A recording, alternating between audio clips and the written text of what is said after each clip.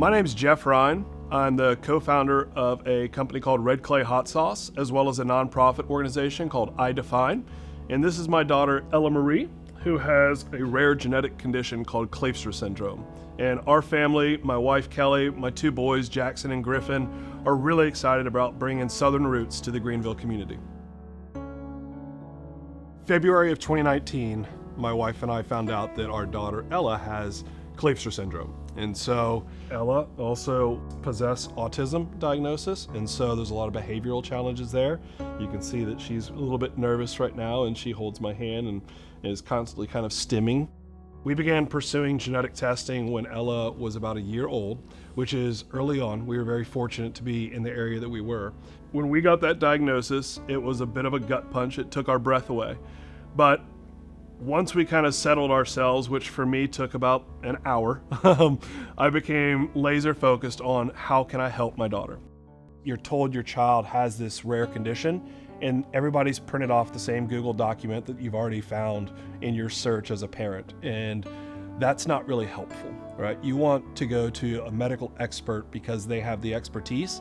And when they don't possess the expertise, that's a very lonely feeling as a parent. There's a lot of questions that we just don't know the answer to. And I want to make sure that the next family that comes along has an easier time than us. And so that's our mission.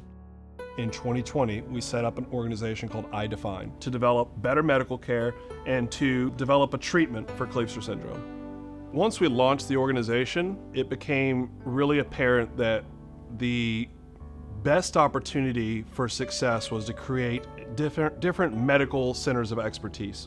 And there's a lot of really exciting things going on in the world of research for rare diseases. And so Kleefstra syndrome is similar to some of these other ones, but we don't have the same amount of resources. So if you've ever heard of a Rett syndrome or a Fragile X or a cystic fibrosis even, a lot of those folks are making inroads where they're into what's called clinical trials, where they can actually develop a treatment for a rare disease. And unfortunately, 95% of rare diseases don't have a treatment. And so we're intent on setting up regional centers of excellence throughout the country for Kleefstra Clinic. How do you do all these things? How do you set up centers of excellence? How do you set up research programs? It takes funding. My whole background is in hospitality as a chef. And so I'm not a fundraiser. I don't know how to go out and hit the streets and build PowerPoints to be able to tell a fundraising story, but I do know how to throw a party. And I think chefs are always so giving. The entire industry, the food and beverage community,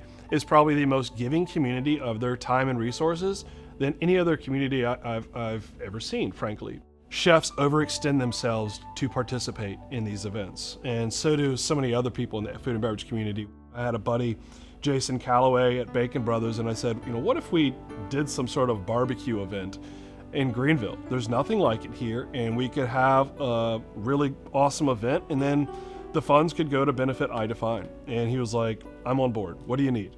And then he was like, we can certainly do this with our contacts, but we need experts in events. And so that's where Brenda Luganbill and the team from CB Events came in and have really kind of made this formalized where we can execute something on the scale that we're trying to do it. Southern Roots is going to be the biggest party of the year. We're going to have chefs from all over the country coming in. They're all kind of these really wonderful people who do great work. All the fundraising is going to go to support our efforts at iDefine, which this funding in particular is going to go to help set up those new medical centers of expertise, as well as a research project that we have in our scope for 2022.